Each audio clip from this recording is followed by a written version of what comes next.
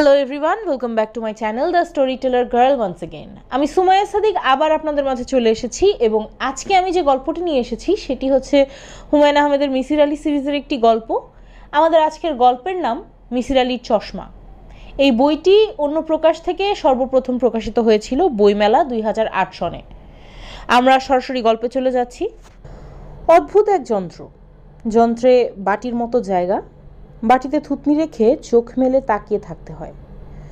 যন্ত্রের ভেতর থেকে ক্ষণে ক্ষণে তীব্র আলো এসে চোখের ভেতর ঢুকে যায়।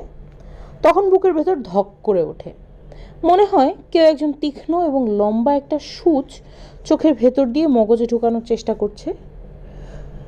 পরীক্ষা নিরীক্ষা শেষ হয়ে যাওয়ার কথা, শেষ হচ্ছে না, কারণ ডাক্তার সাহেবের কাছে টেলিফোন এসেছে। তিনি উত্তেজিত ভঙ্গিতে কথা বলছেন। মিসির আলি বুঝতে পারছেন না তিনি কি বাটি থেকে থুতনি উঠিয়ে নেবেন নাকি যেভাবে বসে আছেন সেভাবেই বসে থাকবেন। নড়ে গেলে যন্ত্রের রিডিংয়ে গন্ডগোল হতে পারে, তখন হয়তো আবার গোড়া থেকে শুরু করতে হবে। হিন্দিতে যাকে বলে ফির পেহলে সে। মিসির আলি নড়লেন না। ডাক্তার সাহেবের টেলিফোন আলাপ বন্ধ হবার জন্য অপেক্ষা করতে লাগলেন। ডাক্তার সাহেবের নাম হারুন আর রশিদ। নামের শেষে অনেকগুলি অক্ষর আছে। মনে হয় বিদেশের সব ডিগ্রি তিনি জোগাড় করে ফেলেছেন। ডাক্তার সাহেবের বয়স 50-এর কাছাকাছি হবার কথা। চুলে পাক ধরেনি, তবে দুই চোখের ভুরুর বেশ কিছু চুল পাকা। চিমটা দিয়ে ভুরুর পাকা চুলগুলি তুলে ফেললে তার বয়স আরও কম লাগত। ভদ্রলোক বেটে, ভারী শরীর, গোলাকার মুখ। চোখের দৃষ্টিতে সারল্য আছে, তবে ভ্রু ঝোপের মতো বলে দৃষ্টির সারল্য চোখে পড়ে না। তিনি ঝকঝকে সাদা অ্যাপ্রন পরে আছেন। অ্যাপ্রনটা তাকে মানিয়েছে। বেশিরভাগ ডাক্তারের গায়ে অ্যাপ্রন মানায় না। ডাক্তার হারুন এখন চরম রাগারাগি শুরু করেছেন। তার কথা শোনা যাচ্ছে, ওপাশের কথা শোনা যাচ্ছে না। মিসির আলির ধারণা ওপাশের টেলিফোন ধরেছেন হারুন সাহেবের স্ত্রী। রাগারাগির ধরনটা সেরকম। ডাক্তার সাহেবের গলার স্বর ভারী এবং খসখসে। তার চিৎকার এবং হইচই শুনতে ভালো লাগছে। ডাক্তার, আমার সঙ্গে ফাজলামি করবে না, এই জিনিসটা আমার পছন্দ না, একেবারেই পছন্দ না। ওপাশ থেকে কেউ কিছু বলল। ডাক্তার, খবরদার পুরনো প্রসঙ্গ তুলবে না। ওপাশের কথা। ডাক্তার, কি আমাকে বিয়ে করে ভুল করেছো? আর একবার এই কথা বলো তো, একবার শুধু বলে দেখো। মনে হচ্ছে ডাক্তার সাহেবের স্ত্রী আরেকবার এই কথাটি বললেন। ডাক্তার, চিৎকার করছি? আমি চিৎকার করছি? আমি এক পেশেন্টের চোখ পরীক্ষা করছি। তুমি খুব ভালো করে জানো পেশেন্টের সামনে আমি চিৎকার চেঁচামেচি করি না। শাট আপ, শাট আপ বললাম। Yes, I say shut up and go to hell. Harun Misir আলির দিকে তাকিয়ে বিরক্ত গলায় বললেন, আপনি এখনও এইভাবে বসে আছেন কি জন্যে? আপনার চোখ দেখা তো শেষ। মিসির আলি বললেন, পরীক্ষা শেষ হয়েছে বুঝতে পারিনি, মাঝখানে আপনার টেলিফোন এলো। আপনার চোখ ঠিক আছে, শুধু প্রেশার হাই, গ্লুকোমা। একটা ড্রপ দিচ্ছি, ঘুমোবার আগে চোখে 1 ফোঁটা করে দেবেন, ভুল করবেন না। মিসির আলি বললেন, যদি ভুল করি তাহলে কি হবে?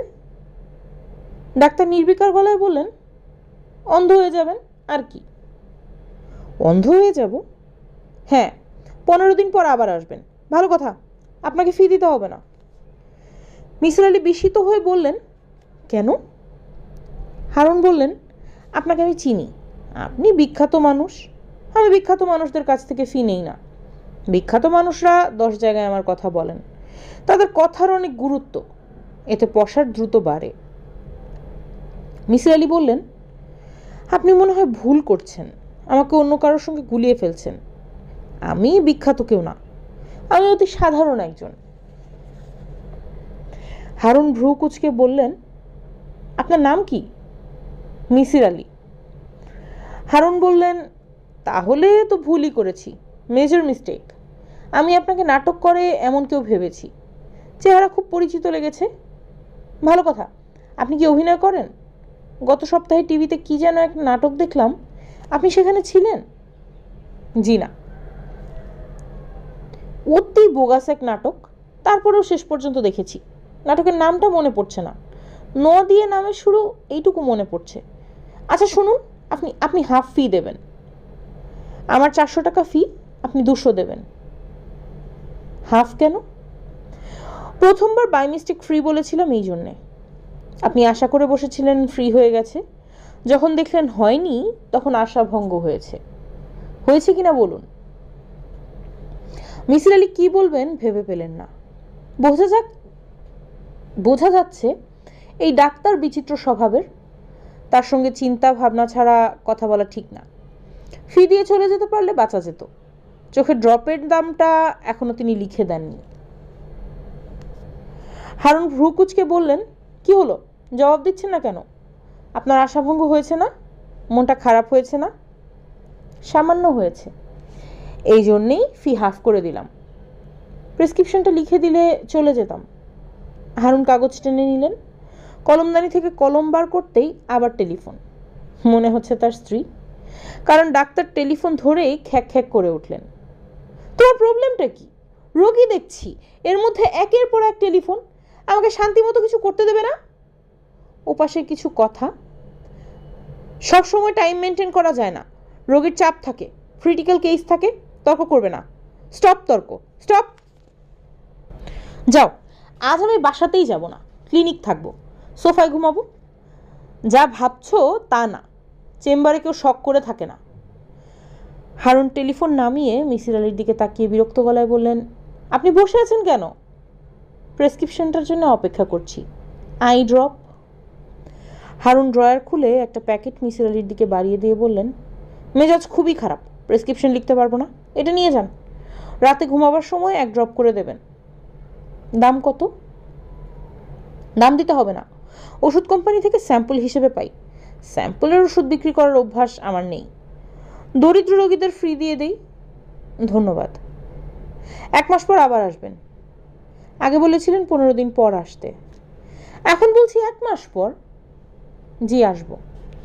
মিসির আলি উঠে দাঁড়াতেই ডাক্তার বললেন, একটু বসুন। মিসির আলি বসে পড়লেন। আপনি আমার সম্পর্কে খারাপ ধারণা নিয়ে যাচ্ছেন, এই জন্যই বসতে বলছি। আমার সঙ্গে চা খেয়ে তারপর যাবেন। এবং একটা বিষয় মনে রাখবেন, আমি ডাক্তার যেমন ভালো, মানুষ হিসেবেও ভালো। স্বামী স্ত্রীর ঝগড়া সব জায়গায় হয়, এটা কিছু না। ভালো মানুষরা ঝগড়া করে, মন্দ মানুষের চেয়ে বেশিই করে। মিসির আলি বললেন, আমি আপনার সম্পর্কে কোনো খারাপ ধারণা নিয়ে যাচ্ছি না।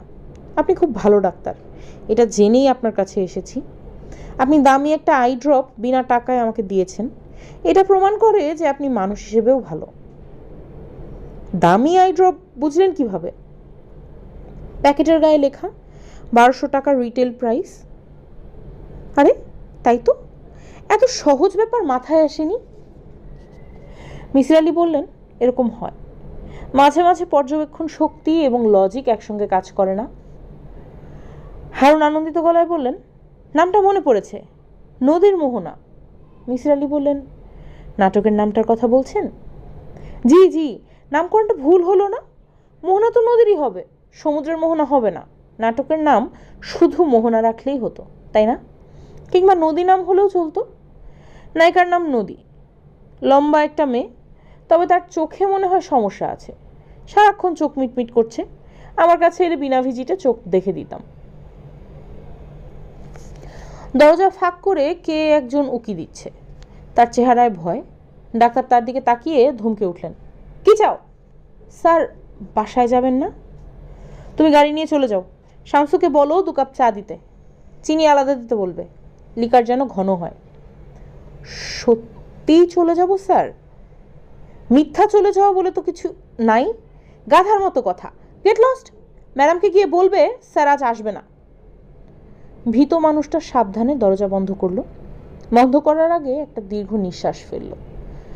হারুন মিসির আলির দিকে তাকিয়ে বললেন, সব গাধা। মিসির আলি বললেন, আমি কি আপনাকে ছোট্ট একটা অনুরোধ করব? আপনি বাসায় চলে যান।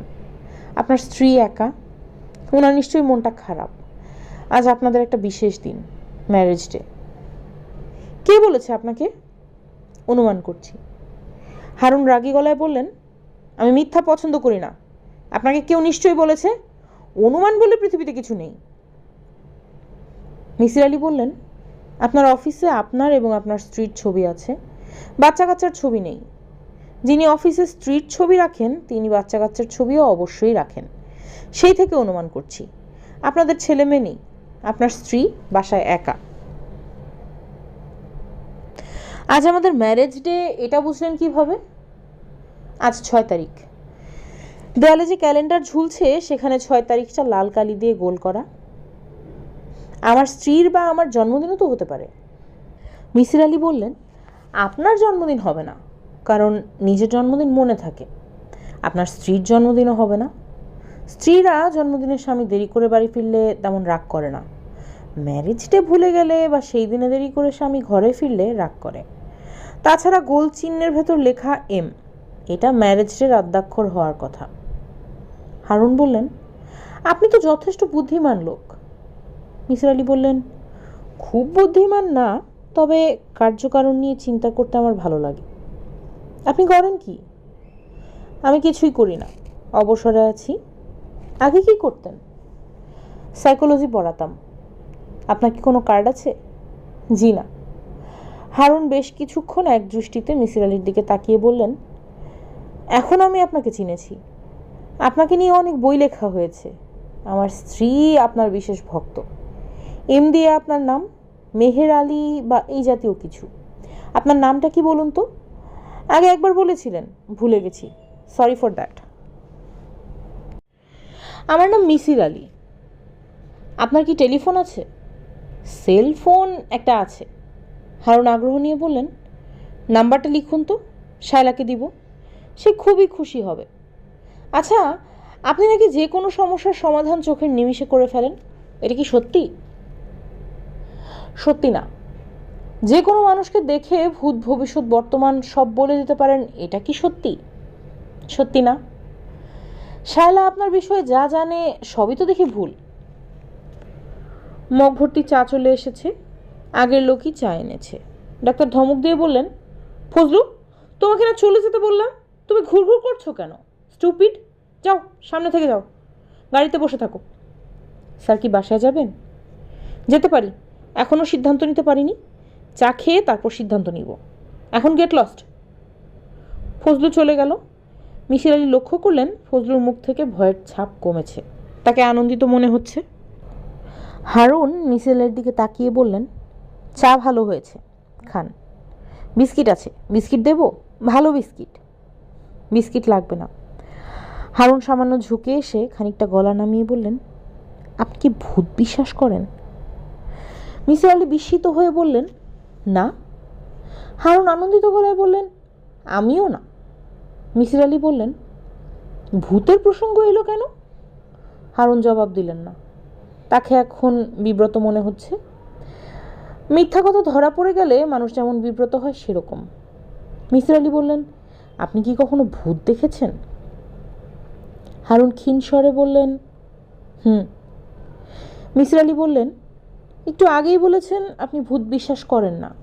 হারুন বললেন, ভূত দেখিনি, আত্মা দেখেছি। আত্মা, আমার মায়ের আত্মা। সেটাও তো এক ধরনের ভূত, তাই না? ও আচ্ছা। আমার সামনে যখন কোনো বড় বিপদ আসে তখন আমার মায়ের আত্মা এসে আমাকে সাবধান করে, তাই নাকি? জি। আত্মার গায়ে যে গন্ধ থাকে এটা জানেন? মিসির আলি বললেন, জানি না। হারুন চাপা গলায় বললেন, গন্ধ থাকে, ক্যাম্ফোরের গন্ধ, বেশ কড়া গন্ধ। সব আত্মার গন্ধই কি ক্যাম্ফোরের, নাকি এক এক আত্মার গন্ধ এক এক রকম? হারুন বিরক্ত হয়ে বললেন, আমি তো আত্মার সুখে সুখে বেড়াই না যে বলবো কোন আত্মার গন্ধ কি।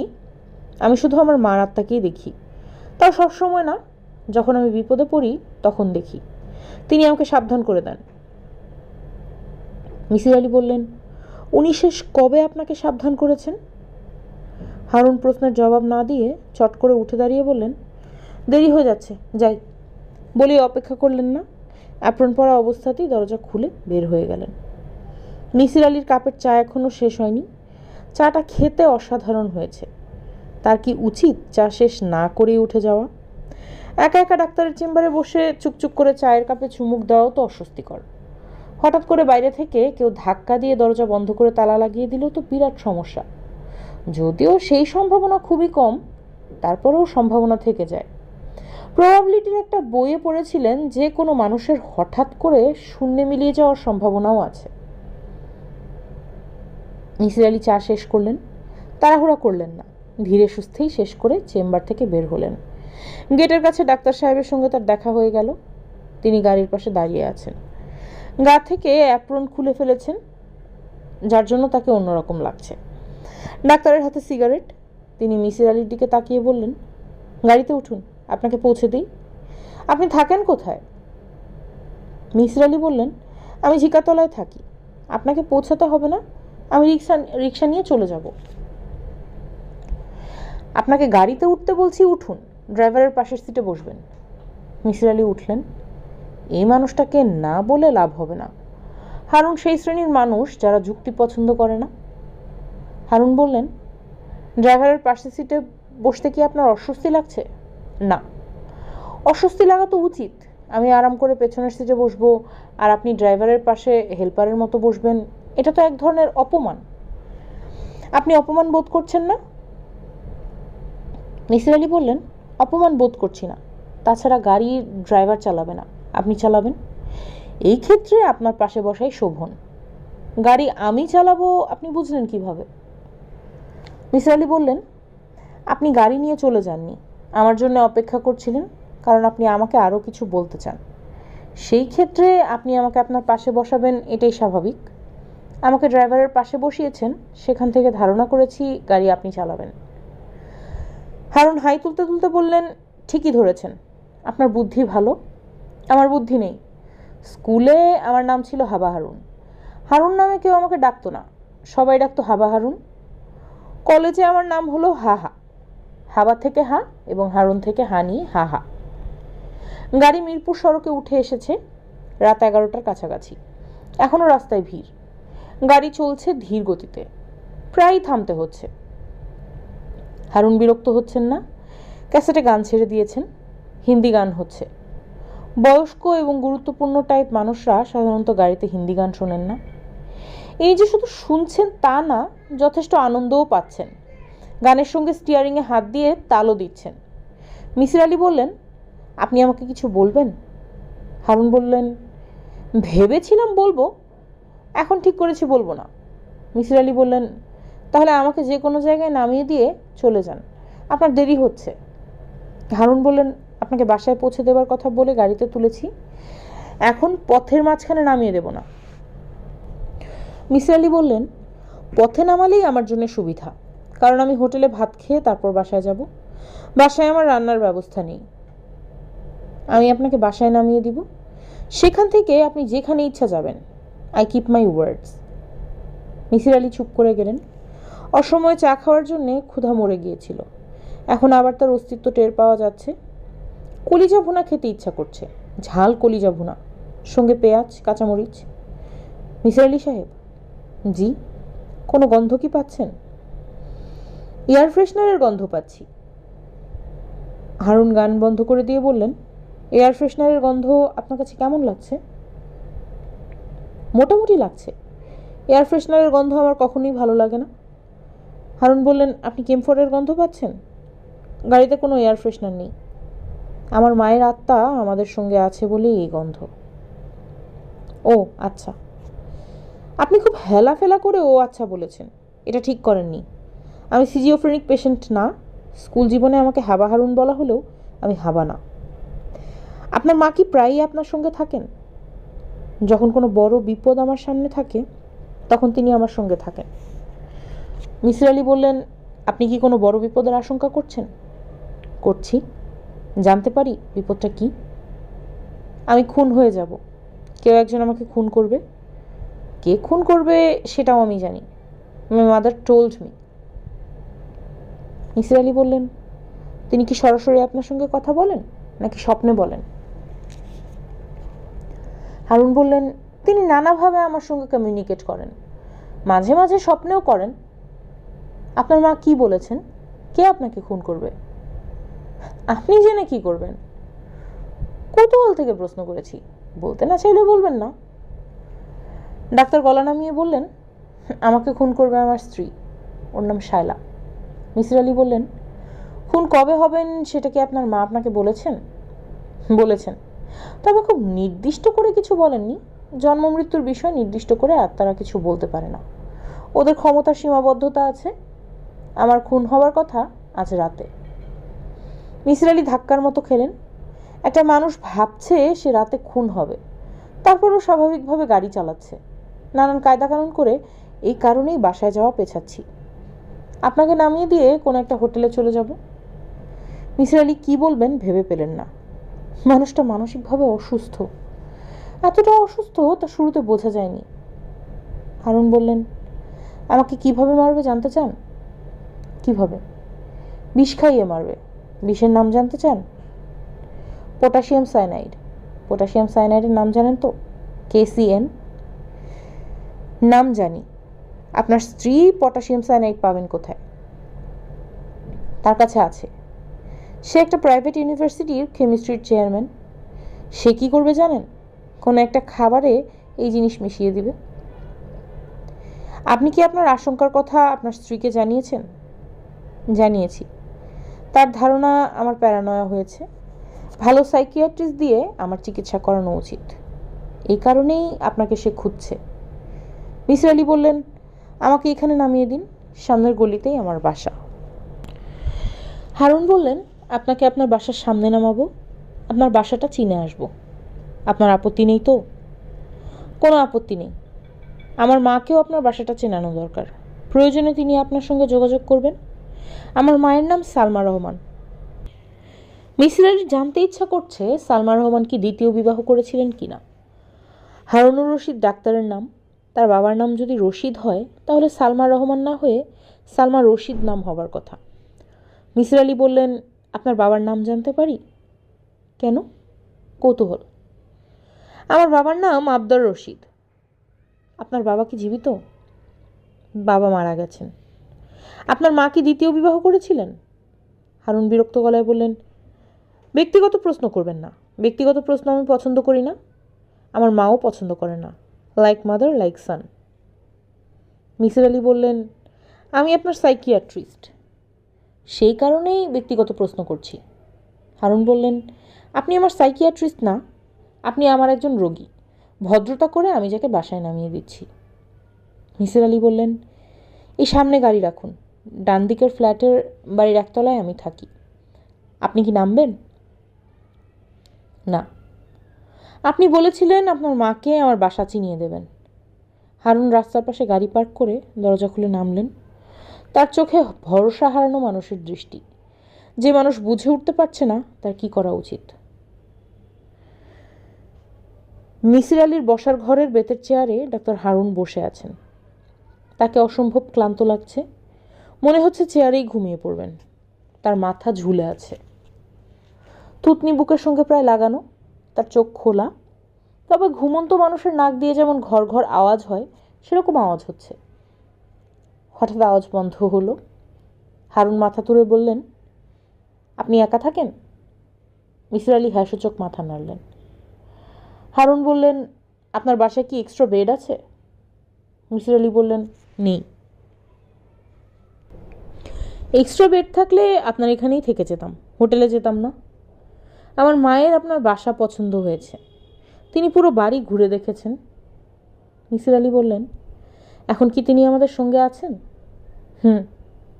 এই মুহূর্তে তিনি কোথায়? আপনার শোবার ঘরে। মিসির আলি বললেন, আমার শোবার ঘরের দেয়ালে একটা ঘড়ি আছে। ঘড়িতে কটা বাজে তিনি বলতে পারবেন? হারুন বললেন, আপনি পরীক্ষা করে দেখছেন মায়ের ব্যাপারটা আমার মনের কল্পনা কি না। ঠিক বলেছি? ঠিক বলেছেন। এই পরীক্ষা আপনার মনের শান্তির জন্যও প্রয়োজন। হারুন বললেন, আত্মা সম্পর্কে আপনার ধারণা নেই। দেহধারী মানুষ এবং আত্মা এক না। আত্মা জাগতিক পৃথিবী ঠিকঠাক বুঝতে পারে না। জাগতিক পৃথিবী তাদের কাছে অস্পষ্ট, গাঢ় কুয়াশার জগৎ। আত্মা প্রবল আকর্ষণের কারণে তার অতি প্রিয়জনদের সঙ্গে মাঝে মাঝে যোগাযোগ করে, কিন্তু জগৎ সম্পর্কে কিছুই জানে না। মিসির আলি বললেন, তার মানে কি এই যে আপনার মা আমার শোবার ঘরের ঘড়িতে কয়টা বাজে বলতে পারবেন না? বলতে না পারার কথা, তারপরেও তাকে জিজ্ঞেস করব। মিসির আলি বললেন, আপনি কি চা খাবেন? কড়া করে 1 কাপ চা বানিয়ে দিই? না, আমি উঠব। হারুন উঠে দাঁড়াতে দাঁড়াতে বললেন, মা আমাকে জানিয়েছেন আপনার শোবার ঘরের দেয়ালে কোনো দেয়াল ঘড়ি নেই। মিসির আলি ধাক্কার মতো খেলেন। তার শোবার ঘরের দেয়ালে কোনো ঘড়ি নেই, কখনো ছিল না। অনেক দিন থেকেই তিনি ভাবছিলেন একটা দেয়াল ঘড়ি কিনবেন, ভোরবেলা ঘুম ভাঙলেই যেন সময় দেখতে পারেন। মিসির আলি ডাক্তারকে গাড়ি পর্যন্ত এগিয়ে দিতে যাচ্ছেন। হারুন সাহেবের একটা বিষয়ে তিনি অবাক হচ্ছেন। এই মানুষটা একবারও জিজ্ঞেস করেনি দেয়াল ঘড়ি আসলেই কি নেই। খুবই স্বাভাবিক প্রশ্ন। অস্বাভাবিক মানুষ স্বাভাবিক প্রশ্ন করে না। ডাক্তার হারুন বাড়ি পৌঁছালেন রাত 1:10। গেট দিয়ে ঢোকার সময় তিনি গেটের সঙ্গে গাড়ির ধাক্কা লাগালেন। বাম্পারের একটা অংশ ঝুলে পড়ল। গাড়ি গ্যারেজে ঢোকানোর সময়ও গ্যারেজের দরজার সঙ্গে ধাক্কা লাগলো। পরপর দুটি অ্যাক্সিডেন্টই হারুন সাহেবের স্ত্রীর চোখের সামনে ঘটল। তিনি বারান্দায় বেতের চেয়ারে বসেছিলেন, তার চোখে উদ্বেগ এবং উৎকণ্ঠা। বারান্দার বাতি নেভানো, বাইরে থেকে তাকে দেখা যাচ্ছে না। তিনি আজ সুন্দর করে সেজেছেন। কলাপাতা রঙের সিল্কের একটা শাড়ি পরেছেন, কপালে টিপ দিয়েছেন। তার নাকের হীরের নাকফুল এই অন্ধকারেও ঝকমক করছে। হারুন বারান্দায় ঢুকতেই শালা চেয়ার থেকে উঠে দাঁড়াতে দাঁড়াতে বললেন, হ্যালো। হারুন স্ত্রীর দিকে তাকিয়ে বললেন, হুম। বলেই তিনি দরজার দিকে এগুলেন। শায়লা বললেন, 2 মিনিট বারান্দায় বসো, ঠান্ডা হও, তারপর ঘরে যাবে। হারুন কথা বাড়ালেন না, স্ত্রীর সামনের চেয়ারে এসে বসলেন। শায়লা বললেন, লাসি বানিয়ে রেখেছি, লাসি খাও। হারুন টেবিলের দিকে তাকালেন। 2টা গ্লাসে লাসি, গ্লাস পিরিচ দিয়ে ঢাকা। শায়লা একটা গ্লাস এগিয়ে দিলেন। হারুনের ভ্রু কুঁচকে গেল। পটাশিয়াম সায়ানাইড নামক ভয়ঙ্কর বিষ কি এই গ্লাসেই মেশানো? তিনি স্ত্রীর দিকে তাকালেন। বারান্দার অল্প আলোয় শায়লার মুখ পরিষ্কার দেখা যাচ্ছে না। লাসি খাবো না। শায়লা বললেন, বিয়ের দিনে লাসি খাওয়া আমাদের অনেক দিনের রিচুয়াল, প্লিজ গ্লাসে একটা চুমুক দাও। হারুনের ঘাড় শক্ত হয়ে গেছে, শিরশির করছে। এত সাদাসাদি করছে কেন? আজই কি তাহলে বিশেষ দিন? শায়লা বললেন, আজ সারা রাত আমরা ঘুমাবো না, গল্প করব। বিয়ের রাতটা যেভাবে গল্প করে কাটিয়েছি তোমার মনে আছে না? হুম। রাত 3টার সময় কে 2 গ্লাস লাসি নিয়ে দরজা ধাক্কা দিল তোমার মনে আছে? হুম। হু হু না করে তার নামটা বলো, দেখি তোমার স্মৃতিশক্তি কেমন। তোমার ভাবি লাসি এনেছিলেন। গুড, তোমার স্মৃতিশক্তি ভালো। এখন লক্ষ্মী ছেলের মতো লাসিটা খাও, আমি অনেক যত্ন করে বানিয়েছি। হারুন একবার ভাবলেন, হাত বাড়িয়ে বলবেন, তোমার হাতের লাসিটা আমাকে দাও, আমারটা তুমি খাও। যুক্তি দিয়ে বললে সে সন্দেহ করবে না। বললেই হবে, তোমার হাতের গ্লাসটা বেশি পরিষ্কার, ওই গ্লাসটা দাও। শায়লা বললেন, কি হলো, চুমুক দাও। হারুন হাত ঘড়ির দিকে তাকালেন। মৃত্যুর সঠিক সময়টা জানা থাকা দরকার। অবশ্যই জেনেও কোনো লাভ নেই, তিনি কাউকে বলে যেতে পারবেন না। একটা 13 মিনিট 21 সেকেন্ড সময়ে তিনি মারা গেছেন। ঘড়ির দিকে তাকিয়ে হারুন গ্লাসে চুমুক দিলেন। সেকেন্ডের কাটা পড়ছে। 21 সেকেন্ড থেকে হলো 23 সেকেন্ড, এখন হলো 25 সেকেন্ড। কি দেখছো? কিছু দেখছি না। লাসিটা খেতে ভালো হয়েছে না? হুম। বিয়ের রাতের মতো হয়েছে? হুম। এই লাসিটার দই ঘরে পাতা। হুম। তুমি দেখি হু হু করেই যাচ্ছ, ভালো কথা। তুমি চায়ের মতো চুপচুপ করে খাচ্ছ কেন? একটানে শেষ করো।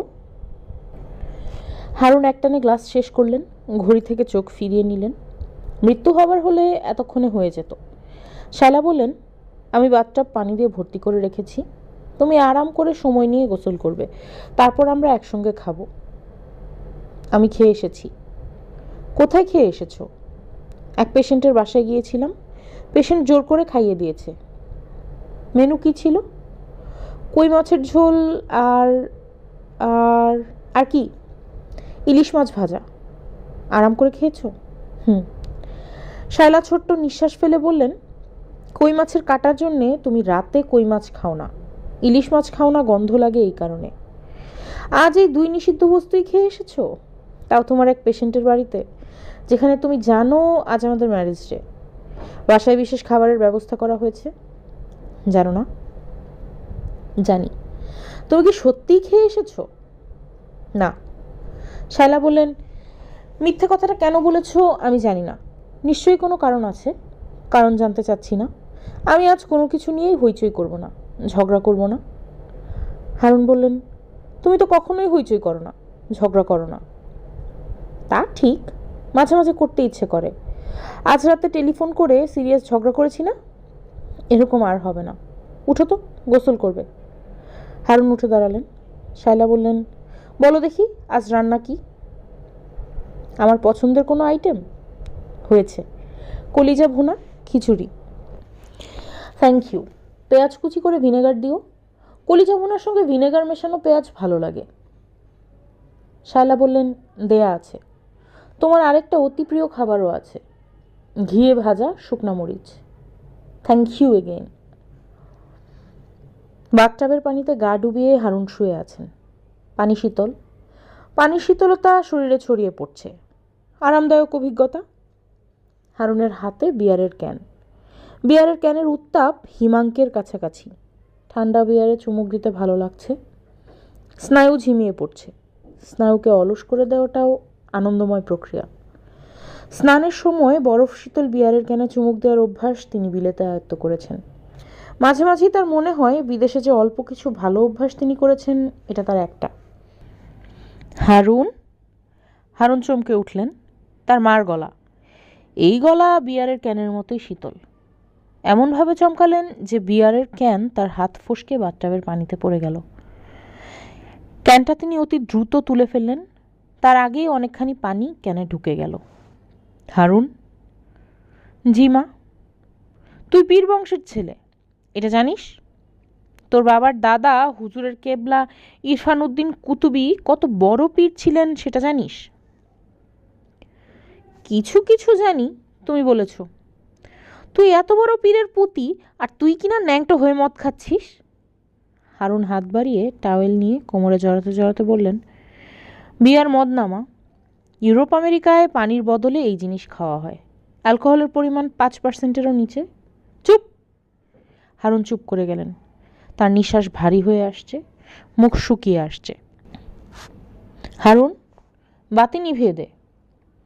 বাতি নেভালে আমার ভয় লাগে মা। লাগুক ভয়, বাতি নেভা। আলোর মধ্যে থাকতে পারছি না। বিয়ারের ক্যান এখনো হাতে ধরে আছিস কেন? ফেলে দে।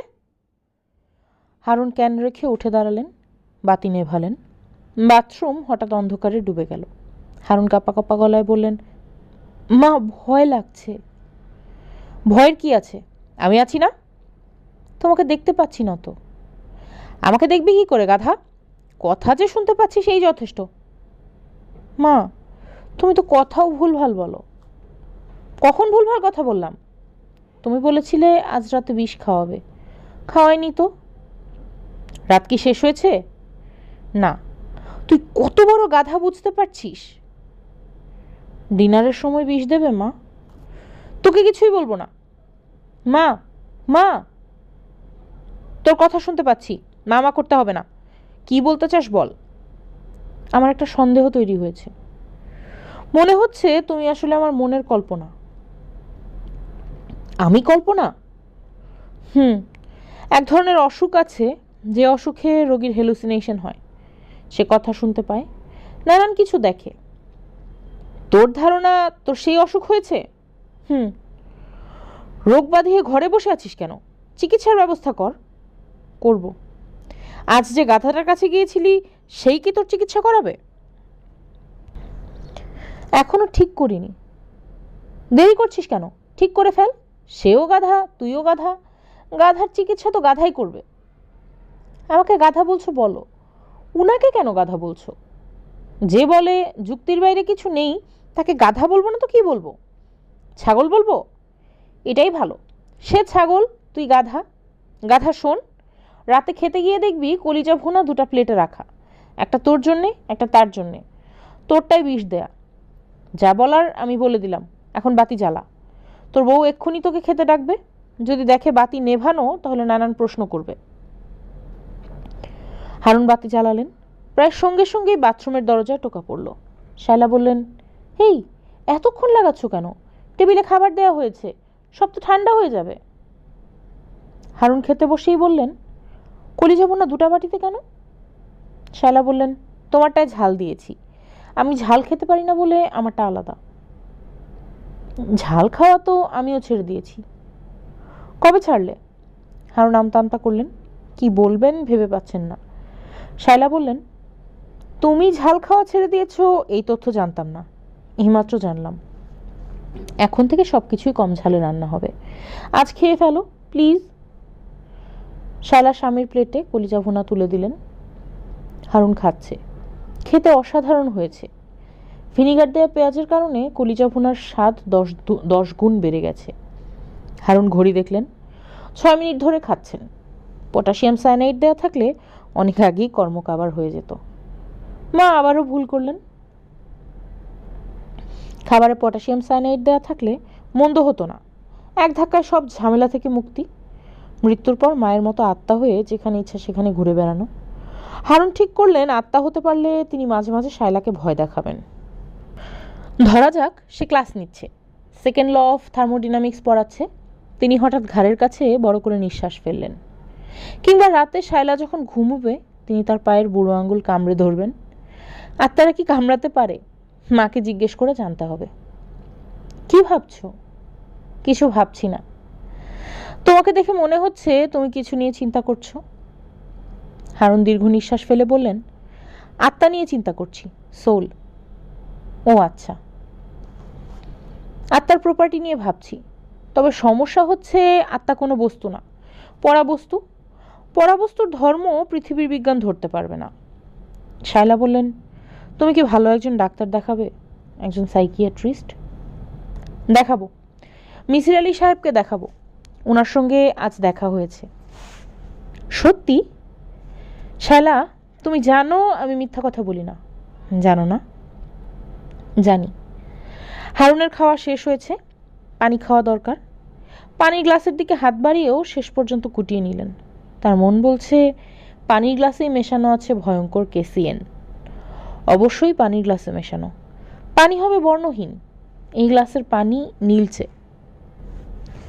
মিসির আলি কুরিয়ারে একটা দীর্ঘ চিঠি পেয়েছেন।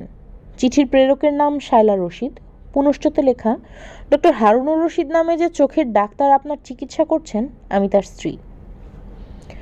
10 পৃষ্ঠার দীর্ঘ চিঠি, এক বৈঠকে লেখা এটা বোঝা যাচ্ছে। চিঠি লিখতে লিখতে উঠে গিয়ে আবার লিখতে বসলে শুরুর লেখায় টানা ভাব কমে যায়, লেখার গতি কমে যায় বলেই এটা হয়। চিঠি না পড়েই মিসির আলি পত্রলেখিকার বিষয়ে কিছু সিদ্ধান্তে পৌঁছলেন। ক, মহিলা ধৈর্যশীলা। যিনি এক বৈঠকে এত বড় চিঠি লিখবেন তার ধৈর্য থাকতেই হবে। খ, মহিলা শান্ত, তার মধ্যে অস্থিরতা নেই। মানসিক অস্থিরতার ছাপ লেখায় চলে আসে, এই মহিলার হাতের লেখায় অস্থিরতা নেই। গ, মহিলা অত্যন্ত গোছানো, কারণ তিনি চিঠি লেখার সময় বাংলা ডিকশনারি পাশে নিয়ে বসেছেন। ভুল বানান ডিকশনারি দেখে শুদ্ধ করেছেন, প্রতিটি ভুল বানান কেটে শুদ্ধ বানান লিখেছেন। ঘ, মহিলা বুদ্ধিমতী, কারণ তিনি ব্যবস্থা করেছেন যেন মিসির আলি পুরো চিঠি পড়েন। সম্বোধনেই সেই ব্যবস্থা করা। মহিলা মিসির আলিকে বাবা সম্বোধন করেছেন। বাবা সম্বোধনে লেখা চিঠি অগ্রাহ্য করার কোনো পুরুষের পক্ষেই সম্ভব না। মেয়েদের পক্ষে মা সম্বোধনের চিঠি অগ্রাহ্য করা খুবই সম্ভব। তারা নানানভাবে মা ডাক শুনে অভ্যস্ত, পুরুষরা বাবা শুনে অভ্যস্ত না। কেউ বাবা ডাকলেই সেই ডাক পুরুষদের মাথার ভেতর ঢুকে যায়। মিসির আলি চিঠি পড়তে শুরু করলেন। তার হাতে একটা লাল কালির বল পয়েন্ট। চিঠির কোনো কোনো জায়গা লাল কালি দিয়ে আন্ডারলাইন করতে হবে বলে তার ধারণা। এই কাজটা প্রথম পড়াতেই শেষ হয়ে যাওয়া ভালো। প্রিয় বাবা, আমার বিনীত সালাম নিন। মিসির আলি লাল কালি দিয়ে প্রিয় বাবা আন্ডারলাইন করলেন। সম্বোধন পড়ে আপনি নিশ্চয়ই অবাক হয়েছেন। একজন চিরকুমার মানুষের কন্যা থাকার কথা না?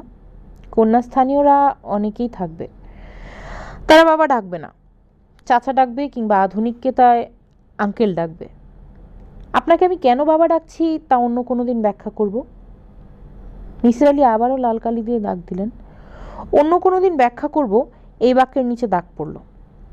আপনি অনেকের অনেক জটিল সমস্যার সহজ ব্যাখ্যা দিয়ে সবাইকে চমকে দিয়েছেন। আমি আপনাকে অতি জটিল একটা সমস্যা দিচ্ছি, সমস্যার ব্যাখ্যা আমি নিজে নিজে বের করেছি। ব্যাখ্যা ঠিক আছে কিনা তা শুধু আপনি বলে দিবেন। এই দীর্ঘ চিঠিতে আমি শুধু সমস্যাটি বলবো, ব্যাখ্যায় যাব না। আপনি রহস্য সমাধানের পর আমি আমার সমাধান বলবো। আপনার সঙ্গে রহস্য সমাধান খেলা আমি খেলতে পারি না, আমার ধৃষ্টতা ক্ষমা করবেন। যাই হোক, এখন সমস্যাটি বলি। অল্প বয়সে আমার বাবা মা দুজনেই মারা যান। আমি বড় হই আমার ছোট চাচার আশ্রয়ে। চাচা চাচি দুজনেই মহাপুরুষ পর্যায়ের মানুষ ছিলেন। আমার বাবা মা নেই, এটা তারা কোনোদিনই বুঝতে দেননি। ছোট চাচিকে আমি চাচি না ডেকে সবসময় মা ডেকেছি। চাচাকে বাবা ডাকতে শুরু করেছিলাম, চাচা ডাকতে দেননি। মিসির আলি লাল কলমে পুরো প্যারাটা দাগ দিলেন। তার ভ্রু সামান্য কুঞ্চিত হলো। মেয়েটি তাকে কেন বাবা সম্বোধন করেছে তা মনে হয় পরিষ্কার হতে শুরু করেছে। সে নিজের বাবাকে বাবা ডাকতে পারেনি, চাচাকে ডাকতে গিয়েছিল, অনুমতি পায়নি। কাউকে বাবা ডাকার তীব্র ইচ্ছা থেকেই কি বাবা সম্বোধন? মেয়েটি কি একজন ফাদার ফিগার খুঁজছে? আমার চাচা চাচি অনেক যাচাই বাছাই করে আদর্শ এক পাত্রের সঙ্গে আমার বিয়ে দিলেন। পাত্র আদর্শ কারণ তার চেহারা রাজপুত্রের মতো। আফ্রিকান কালো রাজপুত্র না, গ্রিক রাজপুত্র, আর্য সন্তান। আপনি তো আমার স্বামীকে দেখেছেন, বলুন সে রাজপুত্র না? এখন অবশ্যই চিন্তায় ভাবনায় চোখের নিচে কালি জমেছে, মাথায় টাক পড়েছে। মন্ত্রীপুত্র টেকো হলেও মানিয়ে যায়, টাক মাথার রাজপুত্র মানায় না। যাই হোক, আমার রাজপুত্র ডাক্তার, পড়াশোনা করেছেন আমেরিকায়, ব্রিলিয়ান্ট ছাত্র। চোখের কর্নিয়া রিপ্লেসমেন্টের একটি বিশেষ অপারেশন তার আবিষ্কার। মেডিকেল জার্নালে হারুনস কর্নিয়া গ্রাফটিং হিসেবে তার উল্লেখ আছে। এই রাজপুত্রের ঢাকা শহরের ওয়ারিতে একটা দোতলা বাড়ি আছে। বাড়ির নাম ছায়া কুটির। ছায়া আমার শাশুড়ির ডাকনাম। আমার শ্বশুর সাহেব স্ত্রীকে যে নামে ডাকতেন, বাড়ির কপালেও সেই নাম জুটল। তাদের দুটা গাড়ি আছে, একটা কালো রঙের মরিস মাইনর, একটা লাল রঙের ভক্সওয়াগন। আমার শ্বশুর সাহেব ব্যাংকার ছিলেন, হাসি খুশি ফুর্তিবাজ মানুষ। বিয়ের পাঞ্চিনিতে তাকে আমি প্রথম দেখি। আমাকে পাশে বসিয়ে তিনি বললেন, আমার ছেলে আমাকে ডাকে বাবুই। তাকে শেখানো হয়েছিল বাবাই ডাক, সে ডাকা শুরু করলো বাবুই। আমি তার কাছে হয়ে গেলাম পক্ষী। তুমিও আমাকে বাবুই ডাকবে। পুত্র এবং পুত্রবধূ দুজনের কাছেই আমি পক্ষী হিসেবে থাকবো। আমার শ্বশুর সাহেবকে আমার বাবুই ডাকা হয়নি। আমাদের বিয়ে হলো রাত 8টায়। উনি সে রাতেই 11টার দিকে মারা গেলেন। বিয়ের আনন্দবাড়ি শোকে ডুবে গেল। আমার শাশুড়ি এমনভাবে আমার দিকে তাকালেন যেন আমি সাক্ষাৎ যাইনি। আমার কারণেই আমার শ্বশুর মারা গেছেন। আমি দিশেহারা হয়ে গেলাম। বাসর রাত নিয়ে কত সুন্দর সুন্দর গল্প শুনেছি। আমাদের বাসর রাত ছিল বেহুলা লক্ষিন্দর টাইপ বাসর, যেন আমাদের দুজনের মাঝখানে কিলবিল করছে ভয়ঙ্কর কালো সাপ। আমার শাশুড়ি শান্ত প্রকৃতির মানুষ ছিলেন, কথাবার্তা খুব কম বলতেন, শুধু নিজের ছেলের সঙ্গে গলা নিচু করে নানান কথা বলতেন। তিনি এক অর্থে ভাগ্যবতী ছিলেন, ছেলে পেয়েছেন মাতৃভক্ত। বিদ্যাসাগর মায়ের জন্য সাঁতরে দামোদর নদী পার হয়েছিলেন। আমার শাশুড়ির ছেলে মায়ের জন্য সাঁতরে যমুনা পার হতো, যদি সে সাঁতার জানত। হারুন সাঁতার জানে না। হারুনের মাতৃভক্তির নমুনা না দিলে আপনি বুঝবেন না, আমি নমুনা দিচ্ছি। আমার শাশুড়ি তার শোবার ঘরের দরজা কখনো বন্ধ করতেন না, সারা রাত দরজা খোলা থাকতো, কারণ তার ছেলের ভয় পাওয়ার রোগ আছে।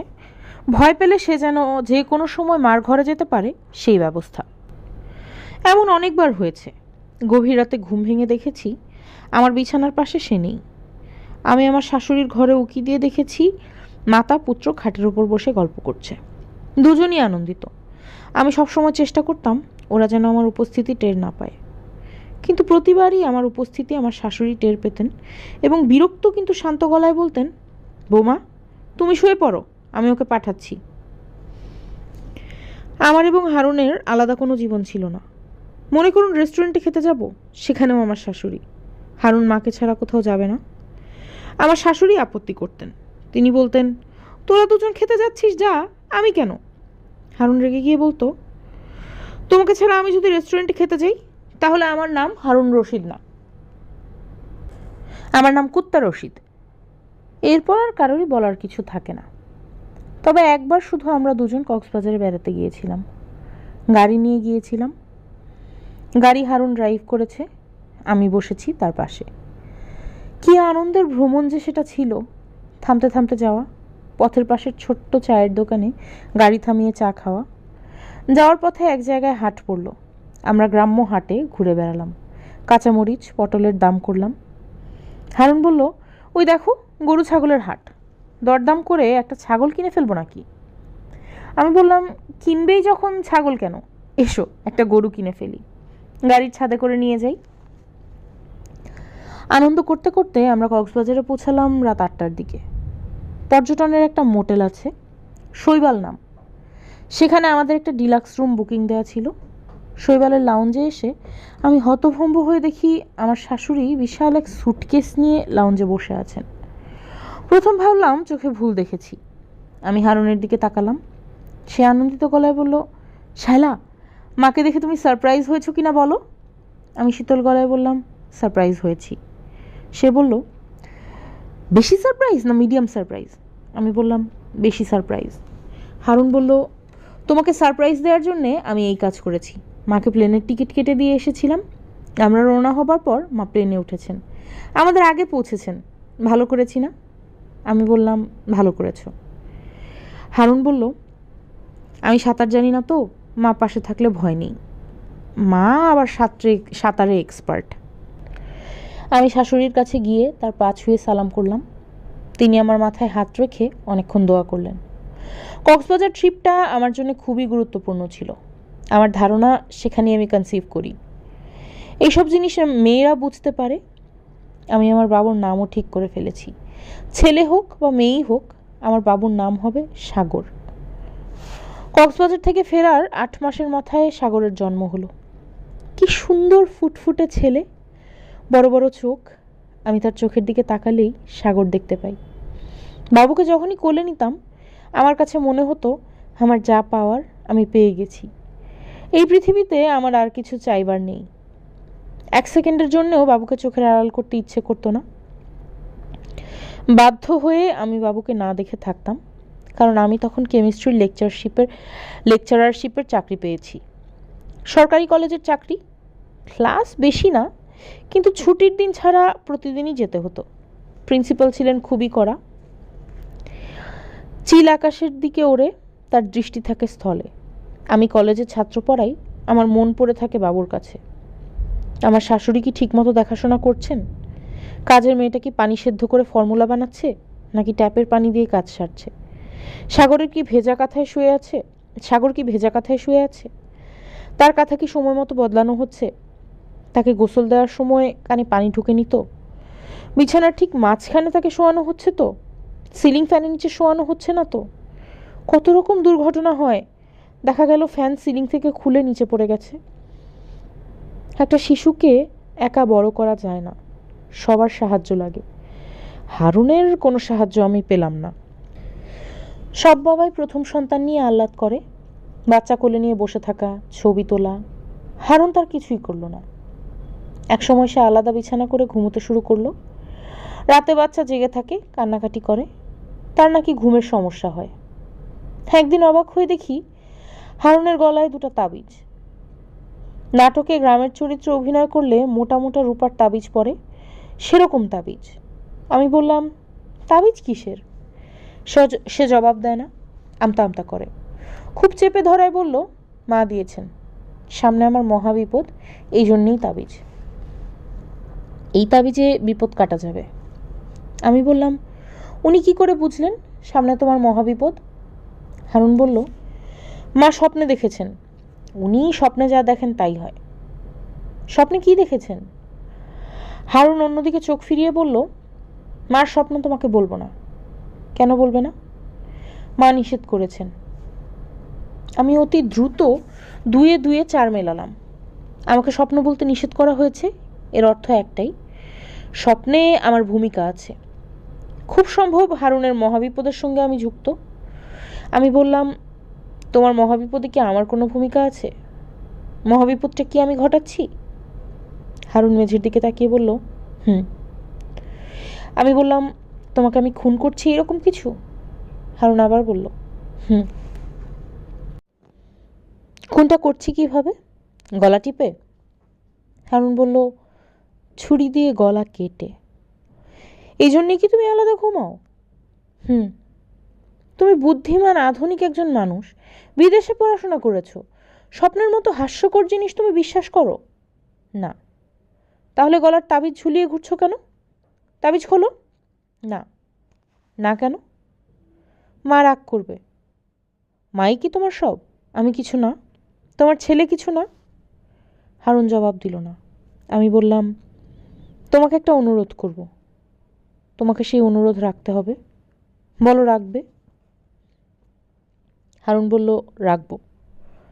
আমার হাত ধরে বলো, রাখবে? হারুন আমার হাত ধরে বলল, সে অনুরোধ রাখবে এবং আমার এই অনুরোধের কথা মাকে জানাতে পারবে না। জানাবো না। আমার অনুরোধ হচ্ছে, তুমি একটা ফ্ল্যাট বাড়ি ভাড়া করবে। সেই ফ্ল্যাটে আমি, তুমি এবং বাবু থাকবো। তোমার মা থাকবেন না।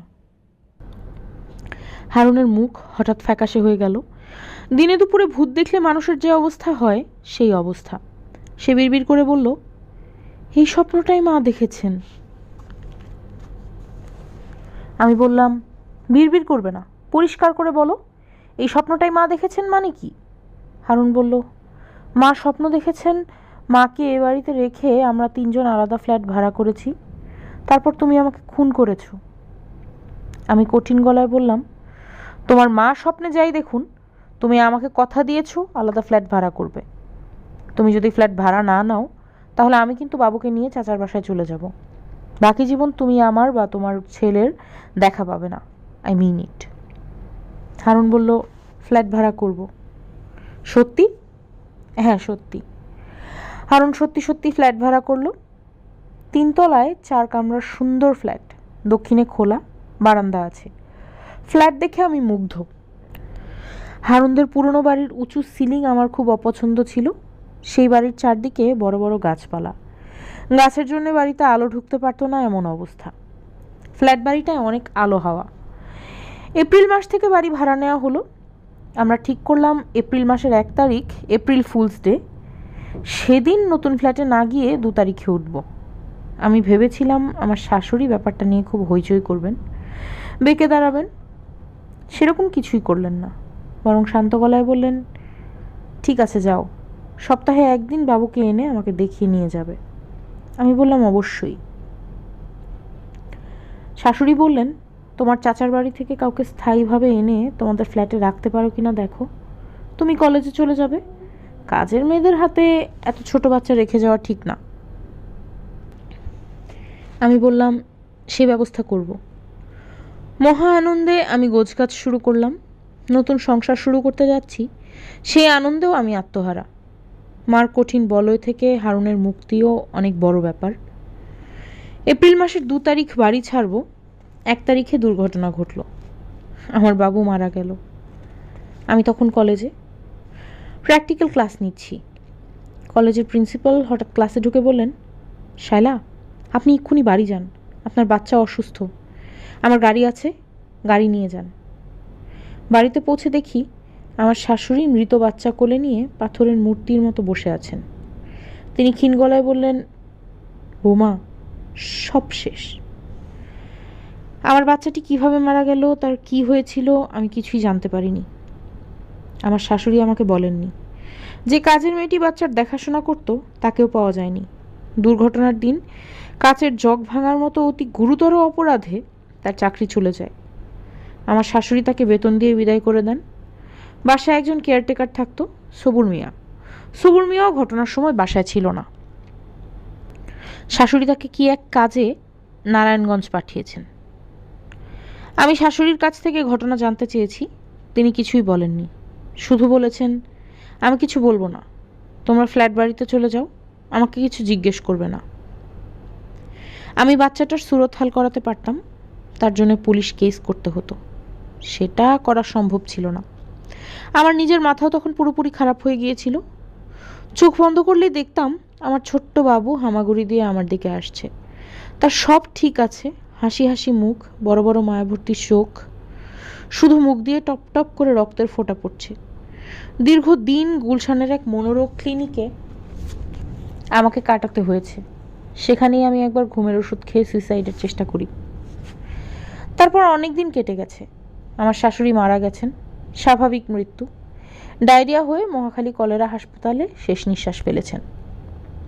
কিন্তু মৃত্যুর পরও তিনি আমার স্বামীকে ছাড়েননি। এখনও হারুনের ঘাড়ে ভর করে আছেন। তিনি হারুনকে কন্ট্রোল করে যাচ্ছেন।